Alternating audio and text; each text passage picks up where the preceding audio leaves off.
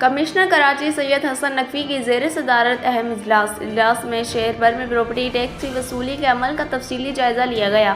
اس موقع پر ٹیکس سے حاصل ہونے والی آمدنی کو عوام کو معیاری شہری سہولیات کی فراہمی کے لیے بروئے کار لانے اور ٹیکس وصولی کے موجودہ نظام میں مزید اصلاحات پر غور کیا گیا۔ میونسپل کمشنر حماد اینڈی خان نے اجلاس میں لیاری ٹاؤن کی نمائندگی کی۔ اجلاس میں اسپیشل سیکریٹری لوکل گورنمنٹ، تمام اضلاع کے ڈپٹی کمشنرز اور دیگر متعلقہ افسران نے بھی شرکت کی۔ کمشنر کراچی سید حسن نقوی نے کہا کہ پراپرٹی ٹیکس کی منصفانہ وصولی سے شہر کی ترقیاتی ضروریات پوری کی جا سکتی ہے۔ شہریوں کو یقین دلانا چاہتے ہیں کہ ان کا دیا گیا ٹیکس شفاف طریقے سے عوامی فلاح و بہبود پر خرچ ہوگا۔